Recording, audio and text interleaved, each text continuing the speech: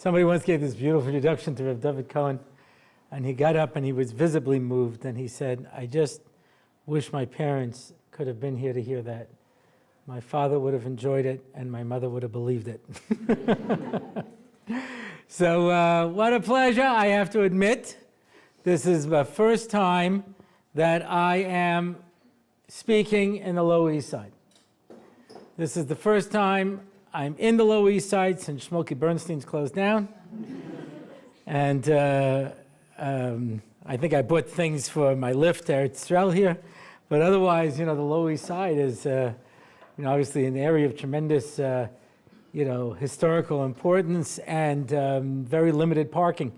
And so it really gave me a chance to see the neighborhood over and over again as I searched around for just my place in the world. You don't always know where your place is, but this much is clear. There's nothing that you're supposed to get that you won't get. I was at a supermarket in Yerushalayim that is notorious for not having a lot of parking. And there was a perfect spot, just mamish perfect, right by the exit, And I was a bit of chazer, so I decided I'm going to turn around so that I can back into the spot. And as I did, somebody else came in and took it. So the person I was with said, oh, look at that, they took your spot. I said, if it was my spot, they couldn't have taken it. If they took it, then it wasn't my spot. Because there's nothing that you're supposed to get in this world that you're not going to get. Yeah? And we get upset. I have to tell you, it's an amazing thing to me. And it's a difficult thing for me to understand. This girl went out with this guy for a few weeks, maybe a few months. I don't remember exactly how long it was. It was a significant period of time. And she decided that this guy was definitely not for her. And then a friend of hers went out with him and got engaged. And she was so upset. And I said, why are you upset? He said, because she got engaged. I said, but you didn't want that guy. That was, you threw him back in, to the water. It wasn't something that you wanted. How could you be upset if somebody, took something that you didn't want? It's just part of our mentality. You ever see when I forgot which card game it is, maybe it's rummy, you throw out a card, and every time you throw out a card, the other person goes, takes your card, and you're like, I want my card back. You throw it out. You didn't want it, But we have this constant sense that I'm not getting what I'm supposed to be getting, I remember a Peanuts cartoon. Rabbi Orlofsky wrote an entire book on Peanuts cartoons, so I consider this among the Achreinim. Yeah, so there's a Peanuts cartoon where Linus tells Lucy that everybody has been put into this world to make people happy. She stops and thinks and she says, there's a lot of people out there not doing their job. That's our topic for this evening. It's peace of mind. Yeah? And the reason we don't have peace of mind is because we're always so sure that we're not getting what we're supposed to be getting. We're always looking towards the other person and saying, look at what they have. How come I don't have this? How come I don't have that? It's a sad reality. But if you look around, you see people who seem to have everything. If you dig down a little deeper, you see there's more to the story that you didn't know. And things start to come out. I remember when we had 6 children, So my wife used to joke. She says, well, you would never leave me with 6 children, And then we saw someone get divorced with 6 children, So then we had 7 children. She says, well, he's not going to leave me with it. Anyway, this went on for quite a number of years. Anyway, and each time you looked around, and these people were like the perfect family, married for 20 years, 25 years, wonderful things. And then all of a sudden, you suddenly realize you don't know everything that's going on. You don't see everything that's going on. And so therefore, there is an approach to life where I look around at everybody else. And when I look around at everybody else, this is a guarantee for an unhappy life. Because I look at what everybody else has, and I think that that's supposed to be mine. Yeah? Peace of mind. Interesting. When we talk about simcha, talk about happiness. Yeah? So, the Orchos Tzadikim presents midos and their flip side. So they'll have a parak on gaiva, egotism, and then they'll have the next chapter, the next section will deal with anova, humility, and they'll have anger, and then they'll have ratzon, where everything is, you don't get excited about anything, and it's always the flip side. He has simcha, and I'd imagine that the flip side of that would be atzvus. It's not. It's not sadness. The opposite of happiness is not sadness. It's daiga. It's worry. It's concern. People are always nervous. Now, let's face it. If you want to be nervous, you can be nervous all the time. There's always something to be nervous about. Things you haven't even thought about. Spontaneous combustion, where for no apparent reason, and this has been documented, a person will suddenly burst into flames. And they tell a story about a guy who's walking down the street, and he notices that his foot is on fire, and it takes a while to put it out because they don't even know what's causing this, but the body is burning up itself. They found the fellow whose entire outline in ash, and his clothes were untouched. He just burst into flames. That's so awkward, and I don't know how many of you are concerned about this, but maybe it's something you should start thinking about, that what do I do if I suddenly burst into flames, There's lots of stuff that you can worry about, things that come crashing out of the sky. In the 1970s, I remember Michael Medved wrote a book together with David Walachinsky called The Book of Lists. I'm a fountain of worthless information, by the way, and this book was just perfect for me. It's just different lists of different things.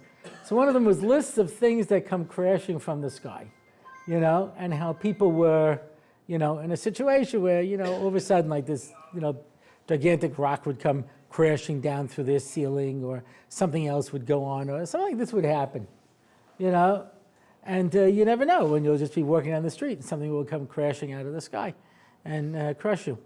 There's something to worry about, I can go on, Now, you might think some of these things are a little outrageous, but if you have ever bought a lottery ticket, you know that your odds are better of getting hit by lightning than winning the lottery.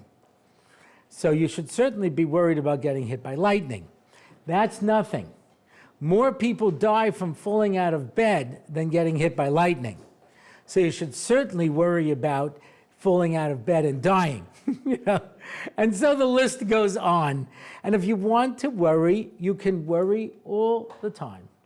And if you think that everything is fine and there's nothing to worry about, then you obviously have not heard about catastrophic illness, where suddenly in some kind of disease, you get some kind of illness and it's not covered by the health fund, or it's covered by Obamacare and you're already bankrupt from that, and suddenly you end up having to use up all your savings and all your money and everything like this on this, and, in the end, it's still not enough money and you have to take the hospital staff hostage with a machine gun, until they treat you. And these things have happened. Anyway, so you want to worry? The opposite of happiness is daiga. People worry. And if a person worries, there's no limit to the amount of worry.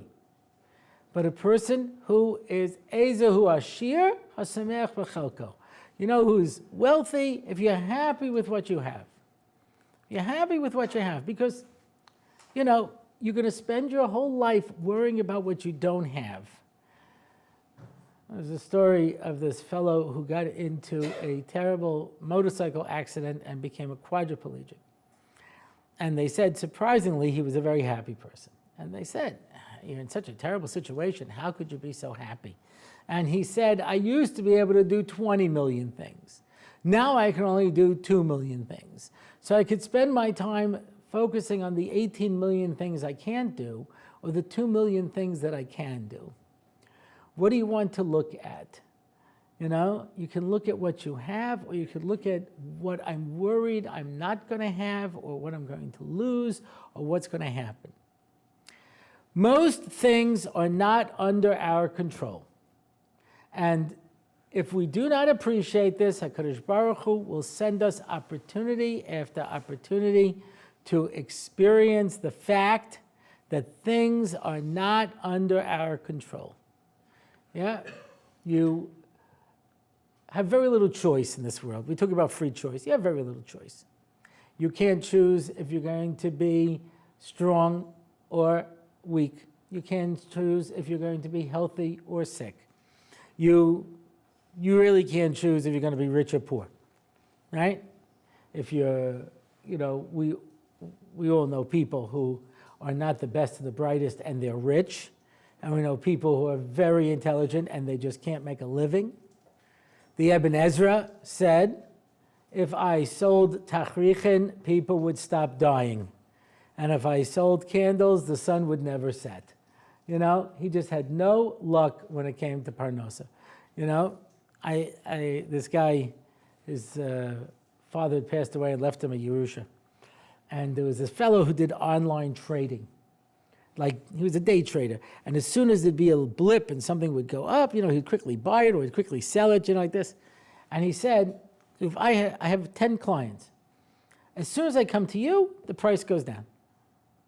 He says, I put you at the end, I put you in the middle, I put you at the beginning, doesn't matter where I put you. As soon as I type in your name, it drops. What are you going to do?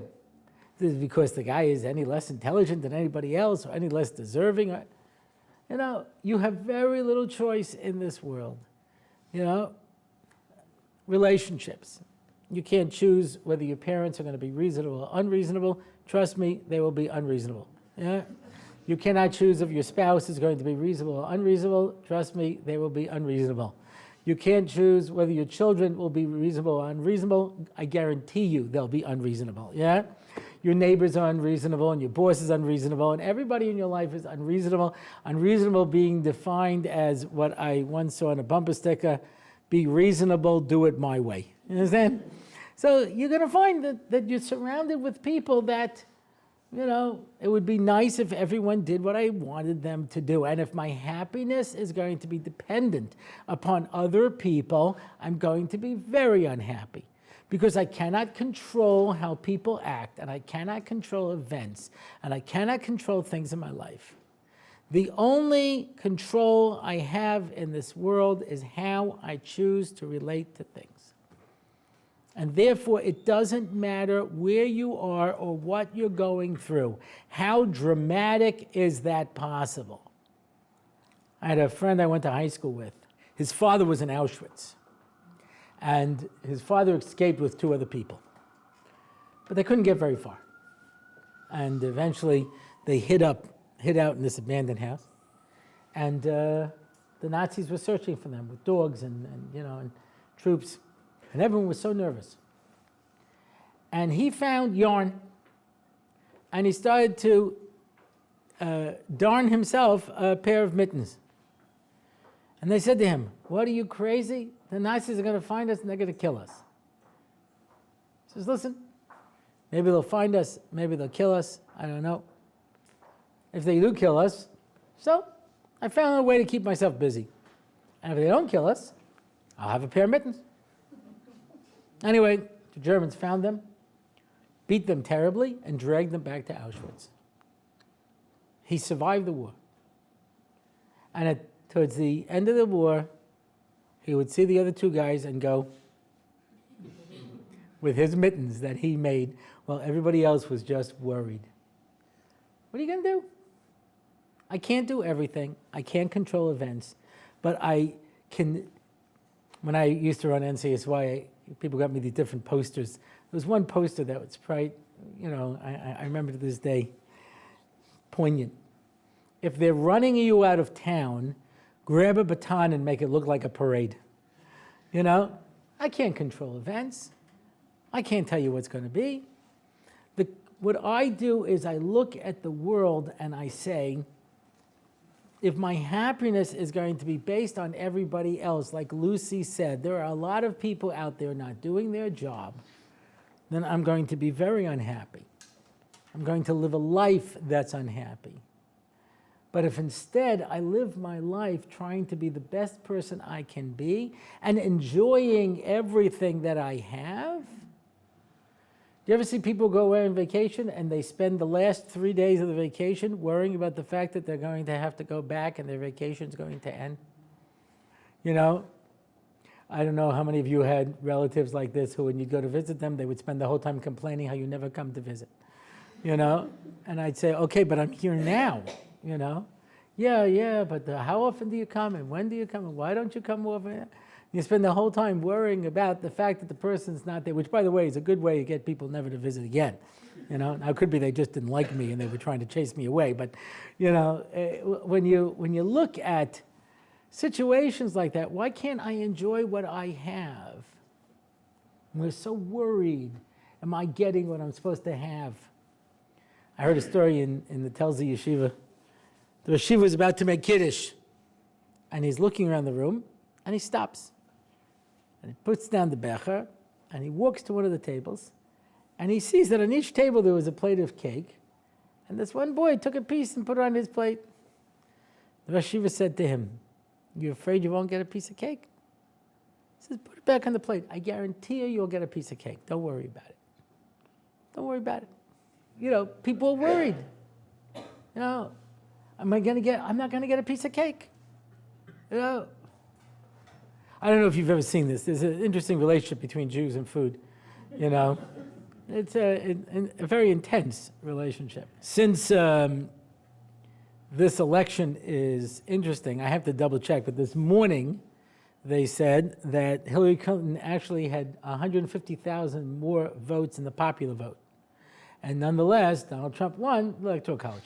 The last time that happened was in the 2000 election, when Al Gore and his running mate, Senator Lieberman, had more votes, but didn't carry the Electoral College. So I feel like, you know, the Yom I'll make a reference to that last election. When Senator Lieberman was running, so you know he's an Orthodox Jew, you know. When he was first nominated, they said, "Are you really going to be able to be dedicated to this campaign?" And he said, "I will be dedicated to this campaign 24/6. That was his line. Now, the truth is, he also did Jewish events on Shabbos. So he was staying somewhere in Miami, and he walked to the shul. Now, being a good Orthodox Jew, he knows how to walk miles, you know, on Shabbos without any problem. You know, the Secret Service people are huffing and puffing to keep up with him, you know. And he goes to daven in the shul, and they made a kiddush in his honor upstairs.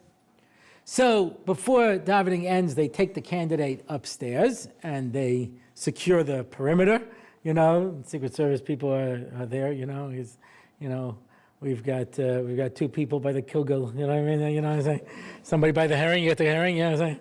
Anyway, so he's upstairs, and suddenly they hear this thundering up the stairs, and they form a phalanx around their guy, and all the people come running up and go right to the food. You know what I'm saying?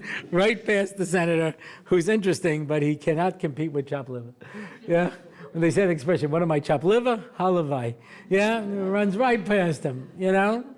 And, you know, so when it comes to food, you know, Jews have a keen sense of this, you know? And people are worried. Am I going to get what I'm supposed to get? Am I going to get my portion? Will I get what's coming to me? You know, I'm worried I won't have. You know, and you can see this. You see this where people are nervous. You know, I won't get. So I've been at Kiddushim, and I see people run like they have never seen food before. Now I have to tell you, one of the first times that I was a scholar in residence at a Pesach hotel, it was a day in Chol HaMoed. I remember this day. I don't know why I remember this day, because it made an impression on me. I don't know if I was keeping score or not. Until davening, you had to get by with just coffee and cake. Then they had davening, then they had breakfast. Everything you can imagine. They had matzah brei, they had pancakes, they had waffles, you know, nangebrachs, you know. They had, you know, every type of fish, herring, lox, pickled this, you know. They had every type of eggs that you could possibly want, every type of cheese, they had cereals, you know, whatever you wanted they had, you know. was the breakfast. When the breakfast finished, you also had to get by with just coffee and cake until lunch. Lunch, they had every milchik dish you can imagine. They had lasagna, they had, 3 different types of fish. They had, they make pasta now, they have pasta. They had, quiches, all kinds of things that they had, soups, 2 different types of soups and things, unbelievable. And then the desserts and all that. When that finished, the tea room opened. Nobody ever had a cup of tea in the tea room. The tea room, they have every type of fresh fruit, every type of dried fruit, every kind of candy, every type of cake, ice cream, every kind of drink, everything you can imagine, They closed that at 6 o'clock because then they had the cocktail party. Now, nobody actually drank a cocktail at the cocktail party. They had chafing dishes of little miniature franks, of little, stuffed cabbage, of little meatballs, and then they had dinner. And at dinner, so again, you have like 3 appetizers and you have a choice of 2 soups. And then you had like, roast beef and duck and, and chicken and, and all kinds of different kind of things, and a bunch of desserts. Then the tea room opened and it closed at 12 for the big bash. Now, I don't know what the big bash was. I didn't make it to the big bash, but what I found fascinating was that every single one of these places throughout the day, people went running up like they had never seen food before in their life, And I see a kiddush at the end of davening, and you see people running to go and get something, That's why in Israel, we've really managed to do it differently. Because the kiddush in Israel is they'll put out a few plates of unattractive cake and some bottles of soda that come in various fluorescent colors, If it's a really, big event, then they'll put out Bisley with it, And then you wait for the main course, which is a slice of Yerushalmi kugel with a pickle, And I don't find anybody fighting over it, to make sure, oh my gosh, I almost didn't get my pickle, So it's really very simple.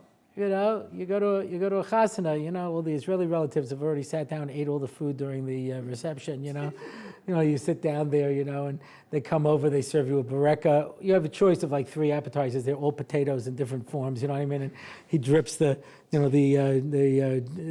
gravy on you, and then they give you a choice of like, you want schnitzel, you want chicken, you want relada, you know what I mean? And, they bring out whatever, the thing is. And you don't really find people fighting over it so much. It's not the same sense of appeal, But you see people running. I'm not going to get a miniature frankfurter. You know what I mean? What if the chopped liver runs out? What if there's no herring? I've never run for one of these kiddushim, So sometimes people, they feel bad for me. They bring me a plate, But if not, I wait till the crowd disperses and I go over. I've always found food. I've never found that, although it looks like a swarm of locusts, they don't actually, destroy everything. There's always some food left, But there's this initial, when you go to one of these hotels or something like that, and there's a buffet, and people come running up. There's not going to be any food. You'll get whatever you're supposed to get. Don't worry about it. I was at a chasana recently, and I ordered something, and it didn't come. It didn't come, and the person next to me was so nervous. Didn't come, maybe we'll tell the waiter again, maybe this, that. I said, if I'm gonna get it, I'll get it. Don't worry about it. You don't have to worry. There's nothing I'm supposed to get that I won't get. And eventually he brought it. Then the guy forgot his main. Oh, he was on shpilkas the whole time. I'm not gonna have a main course, what's gonna happen? I said, you'll get whatever you're supposed to get. Don't worry about it. And eventually it came, Baruch Hashem. So nervous. Most of the things that make us nervous are things that we're worried about, that we don't have to worry about. It will be there. You'll be taken care of, I was going through a particularly difficult time. I'm always going through difficult times, but sometimes I go through particularly difficult times. I was going through a particularly difficult time, and I had a friend of mine who was a Hasidic, and he saw that I guess it was on my face a little bit that I was going through a difficult time. And he says to me, Rabbi Levi Yitzchak Peditchev was walking with his Hasidim, and he stopped and said to them, if I was a Kadosh Baruch Hu, you know what I would do? And they said, what, Rebbe? He says, just what he's doing now. Why, you think I'm smarter than him? And bam, it hit me. That's it. I'm smarter than God. I know you created everything from nothing, and that was very impressive. And I know you do a lot of good things, but this instance, you dropped the ball, big guy. So let me step in and try to fix things up, you know? And I realized that's it. I think I'm smarter than God. God knows what he's doing, you know? When Rabbi Orbach, during the week of his daughter's Sheva Brachos, was in a crosswalk and was hit by an Egged bus and killed. This was Shlomo Zalman's son, Talmid Chacham. And the family was sitting Shiva. And the Shiva of Eitz Chaim comes, an old man on a cane, and walks in. Everyone's wondering, what does he have to say? He's going to give us a nechama. He sat there quietly for a few minutes, and then he says, "No, about 6,000 Jahre die Eibishter für die Welt. Amoki minachmas kann besoch shal Yitzion Yushalayim." Yeah. What did he say? He says, "No, it's about 6,000 years now that Hashem runs the world." That was his words of nechama. And after he left, all the brothers were saying, "What did he mean? What did he mean?" And finally, one of the brothers said, "I'll tell you what he meant. This is a terrible kasha. Somebody in the week was doing Sheva Brachos. You know, he wasn't jaywalking, he was in a crosswalk, he gets killed. It's a kasha. But it's not the first kasha in 6,000 years. You know, and the Eibishter für die Welt, Kadosh Baruch Hu runs the world. And he knows what he's doing." So I was going through, you know, whatever difficult time it was, and someone says to me, you know, "Oh, aren't you nervous? Aren't you this?" And I said, "No. Kadosh Baruch Hu knows my name. He knows where I live. He's got my file. He didn't lose my file, you know. He's going to come back to me a few years later. 'Oh, Orlofsky, you're still here. Oh, my God. I forgot about you completely. I'm sorry, you know. Let me take care of that, you know." He knows who I am. He knows what I need, you know. It presupposes that I'm smarter than God. And I realized I would never want to be God. I don't like the hours, you know what I mean? Forget about it, you know. Kadosh Baruch Hu knows what he's doing. And a person who has that sense will never have to worry. He knows what he's doing, and there's nothing you can do about it, and I'm just going to have to wait and see what happens. And for the best, for the best. So instead, we can look at our impact on the world around us. And instead, we can look and see, rather worrying about me, about everybody else. I want to tell you a story. It's an unbelievable story. It is a touching story. It's in the first Chicken Soup for the Soul. And it is such a powerful story. This guy has a new car. And he stops to get some groceries in this rundown neighborhood. And when he comes out, he sees this kid wearing old clothes that are obviously hand-me-downs. They're too big for him. And he's staring at his car.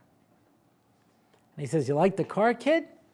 He says, "Yeah, where'd you get it?" He says, "My brother bought it for me." And he says, "Wow, I wish..." So the guy says, I know what he's going to say. "I wish I had a brother like that." He says, "I wish I could be a brother like that." So he says, "You know what, kid, you want to go for a ride?" He says, "Yeah, could we drive by my house?" So he says, all right, he wants to show off to his friends he's in a fancy car. So they drive by the house, and he goes in, and he carries out his little brother who has polio, and he can't walk. And he says, "You see, Billy, his brother bought him this car. One day I'll buy you a car so it won't be so hard for you to get around." Do we want to have a brother like that? Or do we want to be a brother like that? That defines all the difference in the world. It's an amazing story. I am the only source of this story. If you ever hear anybody tell this story, they got it from me. How did I get this story? When I used to teach in Or Sameach, I taught a parasha shir in the intro program, which is supposed to be for the beginners. And my shir was made up of beginners and students from the Mir and the Brisk who came to my Chumash shir. Because even though I had to explain things in relatively simplistic terms and give some introduction, evidently what I was saying was considered chidushim enough that these guys really appreciated it. So I had a really mixed bag of guys, and both of them had felt free to ask questions during the shir. One of the guys who came was Reb Nosson Tzvi Finkel's personal Rabbi. He used to travel with him on the plane. He used to go with him to America. He would go around fundraising with him, take care of him. He would minister to him during the day and stay with him in his room and learn with him. And, whatever the yeshiva needed, he took care of him. Now, the first part of this story is pretty well known. Yeah? Howard Schultz, the head of Starbucks, writes the first part of the story. He was with a group of major Jewish business leaders who came to Israel, and they were meeting with people from the government and people from businesses and various professionals, and they also met with certain religious leaders. And he writes, Howard Schultz writes the story, that he says, we went to meet with Nosson Tzvi Finkel, the Rosh Yeshiva of the Mir, who at the time was suffering terribly from Parkinson's. And if you ever saw, when it was bad, it was bad. At times his legs would lock and they would have to just drag him forward. You know what I mean? And he would shake terribly. And he says, we were a little embarrassed. It was hard to look at. And he bangs on the table. And he says, my friends, you're very important people and I don't want to waste your time. Let's do this quickly.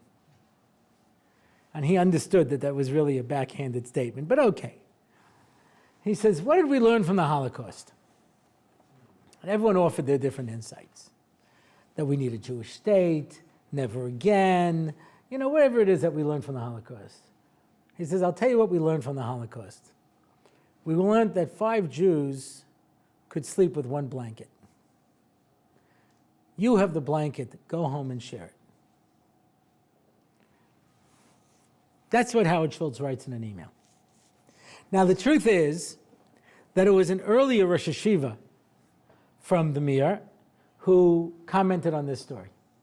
It's a Gemara, which says that in the generation of Yehuda bar Ilai, it was so poor that 5 people had to sleep with 1 blanket, but they were roi for Mashiach to come. Mashiach could have come in that generation.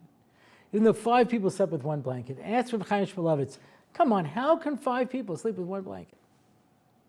If you were a kid, did you ever have to share a bed with a sibling or with a cousin, and you get into a fight, you stay off of my half of the bed, you start fighting over the blanket, you get into a tug of war, till one of them gets it underneath them and rolls, you know what I mean, and forget about it, You spend the whole time, and the whole time it's a tug of war.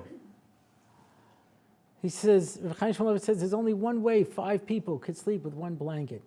Every time you sense the blanket is on you, you push it off to the next person. It's more important to you to make sure that the other person is covered than that you're covered. Yeah? So he says, you guys have the money, you have the resources, there's a lot of need out there in the Jewish community. You have the blanket, share the blanket. That's the part of the story. The Rabbi told me the other part of the story. And after Rav Nosson Tzvi was nifter, I told the story around, and they said, where'd you get this story from? And I said, I heard it from the Rabbi. He goes, how could it be? You're the only one in the world who knows this story. Can't be. So I went back to the Mir, I found him, and I asked him. He says, yeah, I was there. Howard Schultz came back by himself sometime later. And he went to Reb Nosson Tzvi, and he took out a check, and he signed it. And he said, Rabbi, fill it out for whatever you want. At the time, the budget of the Mir Yeshiva was $2 million a month.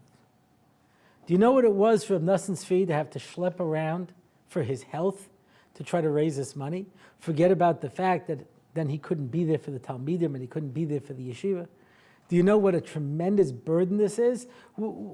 Howard Schultz wouldn't care. You write down right now $2 million, it wouldn't have made a difference to him. It would have given him a month breathing space. Reb Nosson Tzvi said, I can write down anything I want. He writes it down for $1,200. He tells Howard Schultz, take this check across the street to that store and buy yourself a pair of tefillin and put it on every day. That's what you can do for me. Because we look at people and we wonder, what can they do for us? Instead of wondering what I can do for them. I was in England. I was asked to speak at a dinner for a a lord, Sir David Alliance. It was a dinner honoring him. And there were various lords and, noblemen. And there was a guy called the Colonel who had a walrus mustache and a monocle. I think he escaped from Clue. I don't know where this guy came from.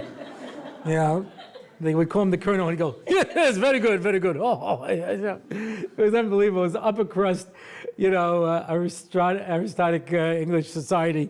Not my usual crowd, And I met this one fellow there, who I found out later is worth like 100 million pounds, you know what I mean? He owns he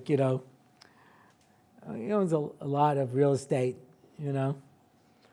Like the story they tell about these two Texans and there's 3 Texans and there's one little Jew, The first Texan says, I got myself a ranch, and I call it the Big W. And I got me 10,000 acres. Next guy says, I got a ranch, I call it the Red Ranch. I got myself 50,000 acres. Third guy says, really? And I got a ranch? It's 100,000 acres, call it the Ponderosa. So I turned to the Jew and says, what about you? He says, I've got 10 acres. They all start laughing. 10 acres, what do you call it?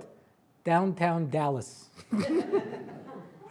So this guy owned a lot of downtown London, And he says, maybe you'll come and maybe we could come and talk. Here's my private number, So I said, listen, I got stuff to do, I was going to go to Harrods and look at the food court, He says, no, I'll send my Rolls Royce, I'll pick you up.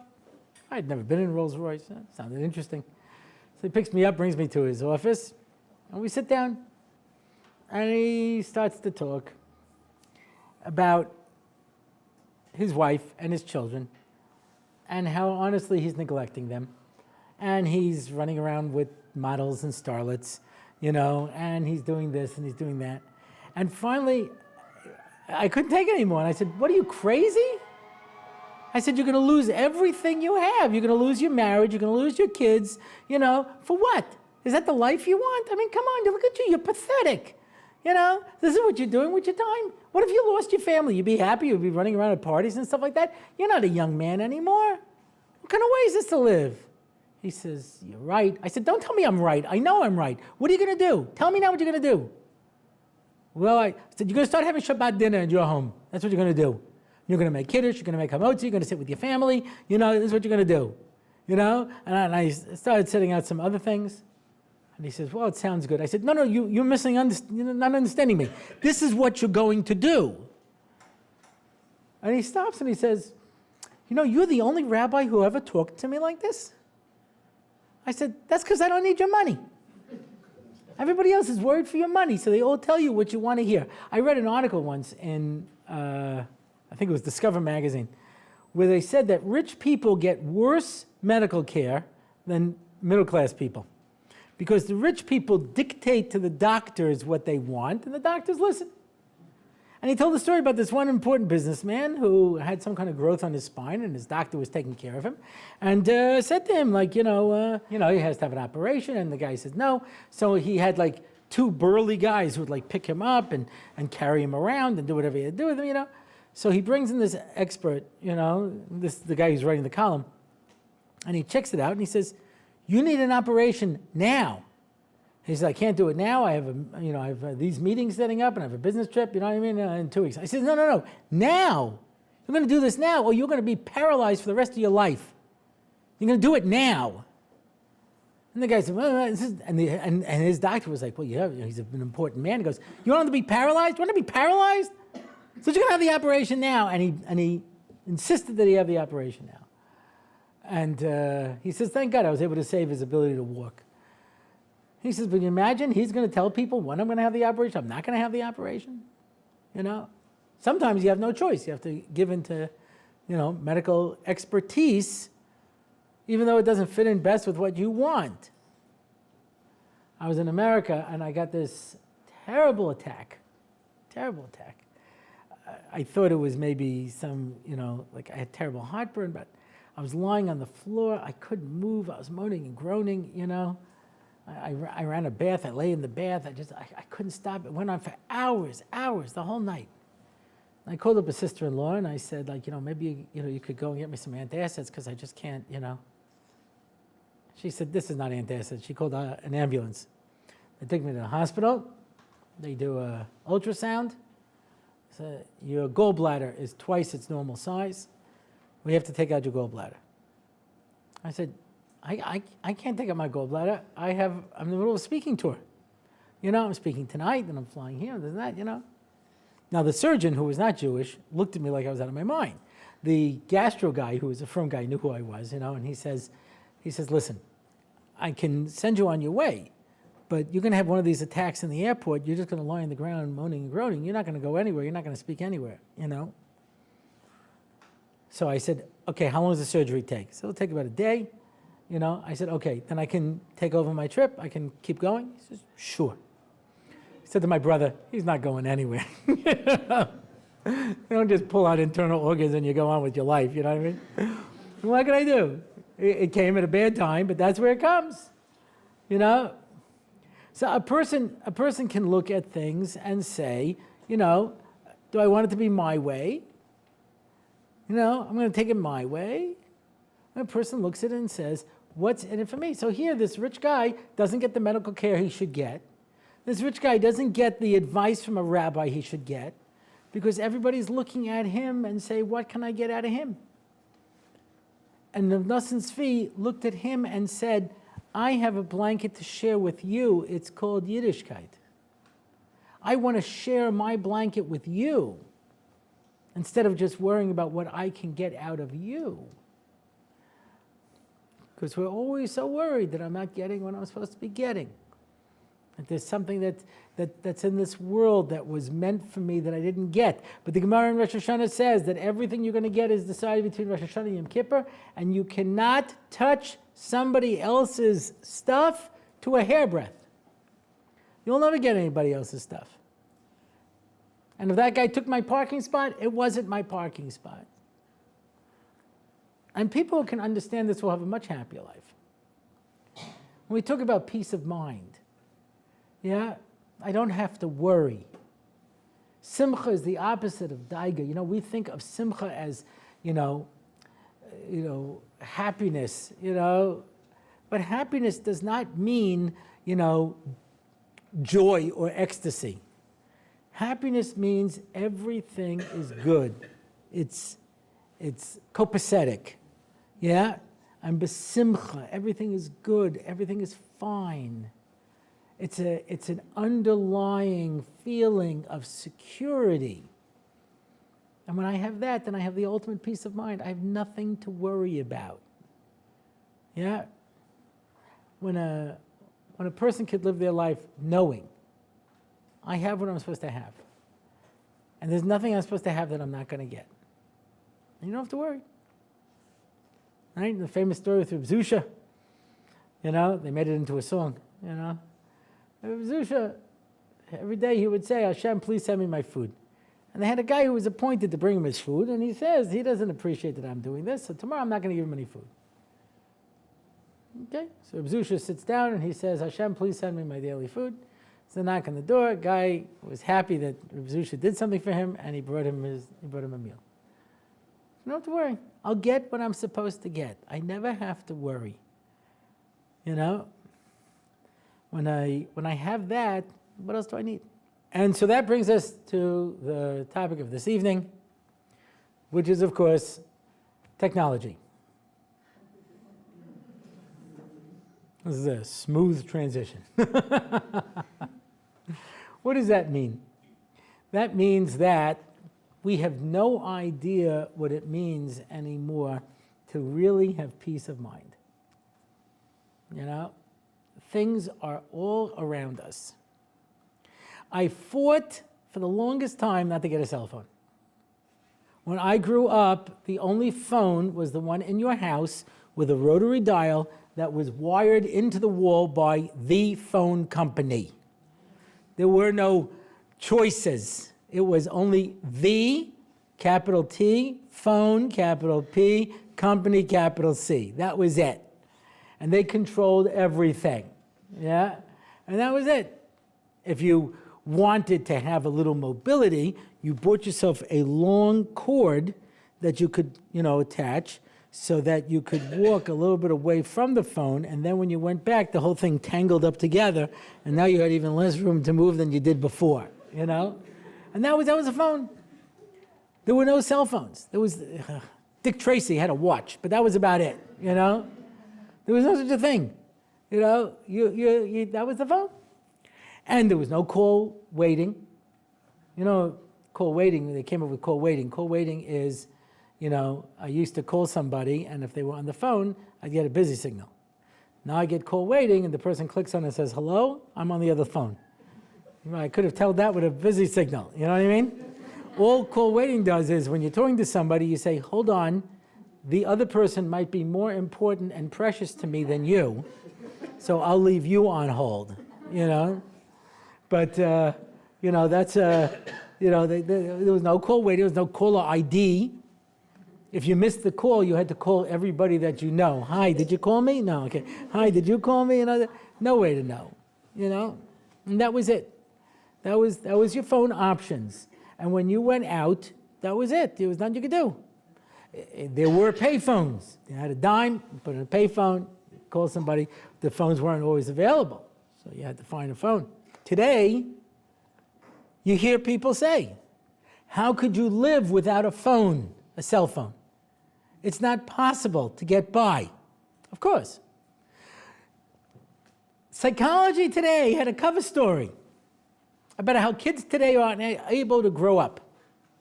And one of the reasons they cited were because of cell phones. And it used to be, I would arrange with somebody that I will meet you at a particular place at a particular time, and I managed to handle that. Now, you see two people. I'm over here, where are you? I see you, wait. No, where are you? What are you wearing? Wait, is that you? Oh, okay, that's not the part that bothers me. After you see each other, they keep talking. Okay, so right over here, yeah, I'm coming over to you now. Hang up the phone, you see the person. You remember when people used to make lists? They'd take a list, and they would write down a list, and they'd go shopping.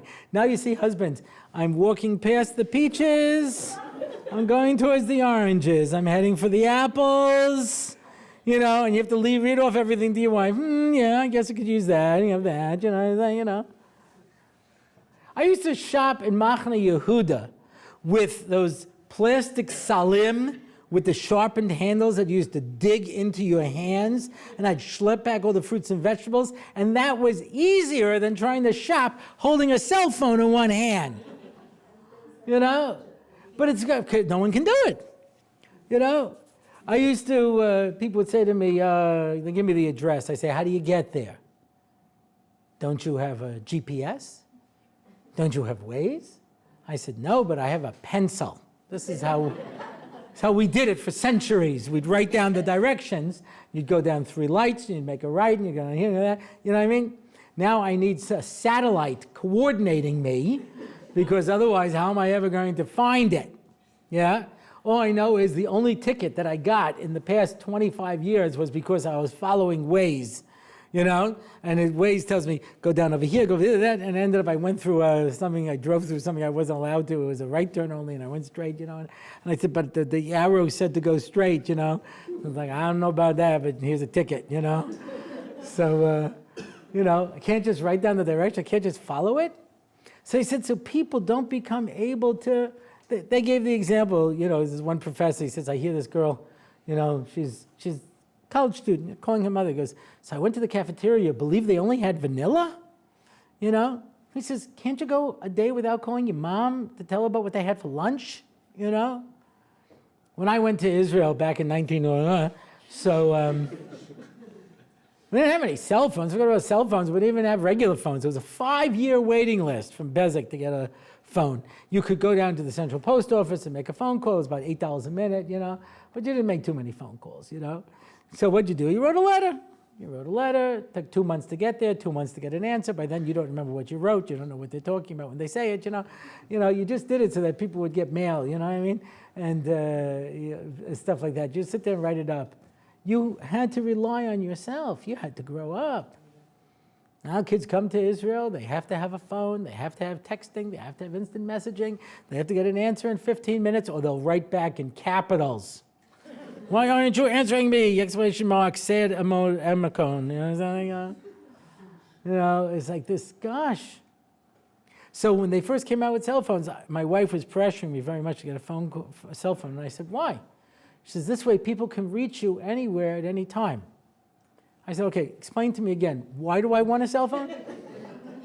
You tell me I will never have another quiet moment in my life?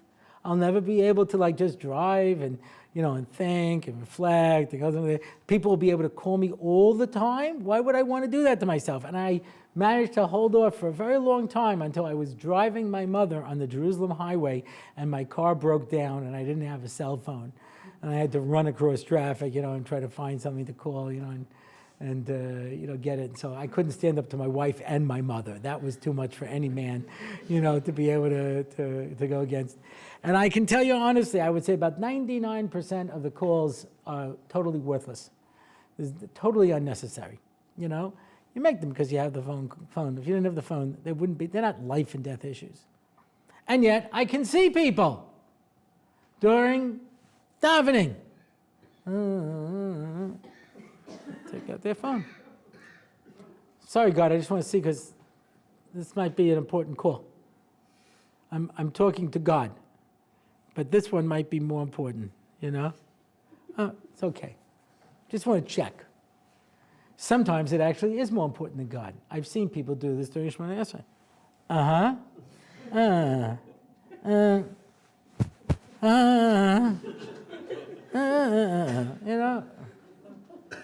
It's so important. My cell phone went off once when I was talking to somebody, your phone's ringing. I was like, yeah? Now, aren't you going to take the call? I said, I'm sitting here talking to a real live human being. Why would I go and talk to somebody else because they're on the phone? Because that's the way we are. Technology has more control over us than people. I was waiting online at the butcher before Yontif. The place is packed. And every time the phone rang, they would pick up the phone and take an order, even though we were all waiting online. So I finally went outside. I called in my order. Came back, waited online. As soon as it was ready, I picked it up. It was gewaldig. You understand? But that's going to be more important. So people are losing contact. There was just a cover story in Psychology Today this past few months about how marriages are falling apart because of technology. Not because of all of the people that end up meeting old flames and stuff like that on Facebook. I'm not even talking about that. I'm talking about people who, just get so tied in to their technology, they can't make eye contact. They just sit there, they're always looking at their phone. And they're talking to people who are looking at their phone. And you can go out to eat and find two people who went out to eat, each one talking to somebody else on their phone. Except for me and my wife. We're the only ones sitting there, and everybody else is talking on their phone, including the waitress, So I got her number. Hi, this is table 6. You think you can come over? We can place an order? But the technology takes us over, I once got into a back and forth with a blogger. I don't know how the guy does it. I would write an answer, and he'd send me back 3 pages. I don't know, this guy must have no life whatsoever, that he's got the time. And I said, I'm going to follow this through. It took days. I just kept writing and writing, My kids, they all text. They all text, I keep sending me these texts, and, I don't have the skinniest fingers, I'm sitting there trying to answer this. And so finally I figured out, if you push the little phone picture, you can talk to the person and say the same thing that it was taking me 20 minutes to type in 1 minute. But people don't want to do that anymore. It's the technology. It's very exciting. It's bells and whistles. I've been to schools where everything has to be a video. And it might just be a video of someone who's in the room giving the speech that they would have given in person, only now it's on a video, so people are more willing to look at it. They'll watch it as a video. Oh, come on. You go to a chasana now? Can you see what's going on under the chuppah? Only if you can get to the photographer and look at his little screen. You know what I mean? Otherwise, you can't see what's happening. No, we'll watch it afterwards. And we miss life, and it's zooming us by because we're letting the technology take us over. I was in 8-day Kedushin. And the video guy wouldn't let me see the handing over of the ksuva and the giving of the ring, which I'm supposed to do. And I'm trying to get in there, and he says, get out of my way or I'll knock you over. I said, take your best shot. You know? But it's just amazing, you know, and we let these people do it. We let people take it over. You go to a chasana, you know, and you go in, you have your first course, and then you wait, you know, an hour and a half till the photographer finishes all his pictures, and then they come out, and it's nice. You come home from the chasana about 2 o'clock in the morning, you know, but now they put out those little coffee cups that you can take with you home. That's very nice, you know, but it's like, for what? Because of the pictures? Doesn't even make a difference anymore. A photographer told me that, you know, what they started to do now is they take all the family pictures without the chas and kala. They just leave a space, and they Photoshop them in. He said, that's nothing. He says, who do you want to dance with at your chasana? You know, Rav Aaron Kotler, the Chavetz Chaim. I'll put him in. I'll put him right there in the circle with you, and you'll be dancing with the Chavetz Chaim at your chasana. You know what I mean? I thought to myself, wow. When Rav Aaron started Lakewood, they made up a piece of stationery with a little drawing. And he looks at it and says, what's that? He says, that's the yeshiva. He says, there's no tree over there. He says, I know, for symmetry, you draw another tree. He says, it's sheker, take out the tree. No, it's not a problem. I can make you dancing with Rav Aaron and the tree. You understand? You know, it's not a problem. Put him in, you know? And he told me, he says, you know, you can remove blemishes, you can make the person, you know, look different, you can make him look thinner, you know? He says, sometimes when I do a Svardish wedding, he says, there's a app called Aryanization that makes the person look lighter and more Aryan. So that's beautiful, you know? Especially when you're dancing with a Vaji Yosef, or you've just turned into a Litvish Rosh Hashiva, you know what I mean? Like, you know, but that's what it is. You know, we've lost that sense of humanity. Every now and then I get an email. Somebody says, so-and-so would like to friend you. I said, what does that mean? And so-and-so wants to be your friend. I said, oh, that's nice. Tell him to give me a call. We'll go out for a cup of coffee.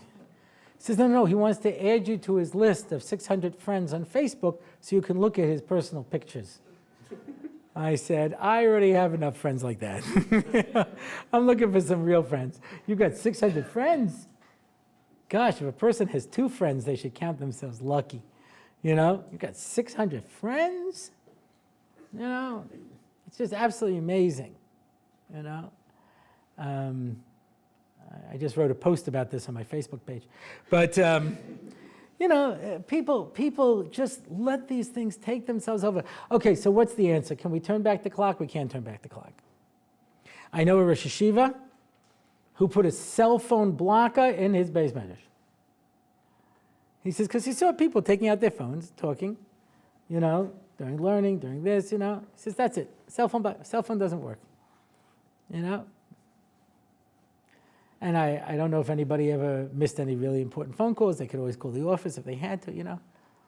But we become addicted. And you watch people, and they're always looking at their phone, constantly looking at their phone, instead of each other. Yeah? And people can just sit there. There's a yeshiva in Eretz Yisrael where they'll work with any problem. A guy has a problem with, you know, members of the opposite gender, he'll work with them. A guy doesn't get up in the morning, he'll work with them. A guy drinks, he'll work with them. Whatever it is, he'll work with them. There's only one thing that you get thrown out for, and that is if you have a device that gets the internet. I said to him, why? He says, because our generation is no longer driven by taivas. Our generation is driven only by the desire to sit there and look at the computer for hours and hours at a time. People don't even get up. They just sit there, you know. They'll watch 2 seasons of Prison Break, you know. I only know this because I saw somebody do it.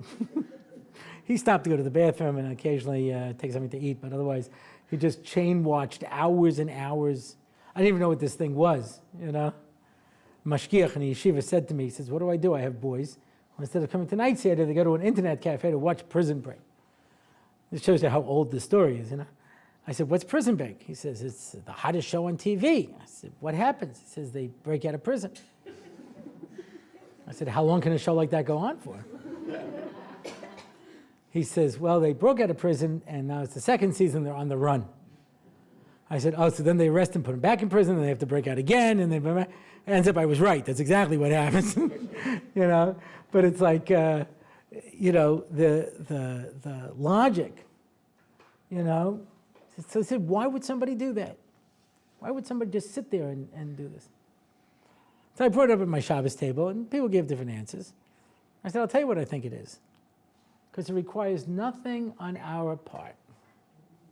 You just sit there and let it hit you. And it's just total escapism. And you don't have to do anything. It doesn't require anything. You know, when you read, you have to use your imagination. You have to imagine what the characters are like, etc. And a person who reads and really enjoys a book and then they make it into a movie, they're very disappointed. Because that's not how I pictured it, you know. I know there was a tremendous backlash against the Harry Potter movies. I don't know if you've ever heard of this. It was a popular series of books that came out. This woman, J.K. Rowling, wrote the first one on the back of napkins in a luncheonette, and she wrote the last one in her castle in Scotland. So evidently quite a few people read this, you know. When they went into movies, it's not how I pictured it, you know. I'm very disappointed, because at least it allows me to use my imagination to think to this. And now you just sit there, and things just happen to you. You let things happen to you, and you have no control over it. You don't know what you're going to see or what it's going to say, and you'll suddenly get a vision, and you have to live with that for the rest of your life because you'll never get it out of your head, you know? We lose real relationships. We lose people. We lose time. We lose everything, you know? This girl had a friend. She said to her, I haven't seen you, you know, in any of the social media. She said, I got rid of my Facebook account, got rid of my Twitter account, I got rid of my Snapchat account, my Instagram account, you know, I got rid of my email, you know, I'm totally disconnected. So the girl says to her, then what do you do? She said, what do I do? I finally have a life. She says, really? Can I use it in Candy Crush? What else do I need a life for? Use it in Candy Crush, you know, or whatever game is out there today, you know. This is what we do our time with. And we let ourselves get pulled into these illusions and worlds of make-believe. And people are typing by themselves in a little dark room to somebody in a chat room, you are my best friend. You understand me better than anyone. Big W. I don't even know who this person is. Could be some 45-year-old strange guy pretending to be a 17-year-old girl. I don't even know who it is. And I let myself get sucked into this world, this illusion. You know, yeah, it can happen with other things too. It can happen. Guy said to me, you know, spoiler alert in case you ever plan to read Harry Potter. Yeah. At the end of book 6, Dumbledore dies. So this guy says to me, when I read about Dumbledore dying, I cried. And he looks at me and says, I didn't cry when my grandfather died.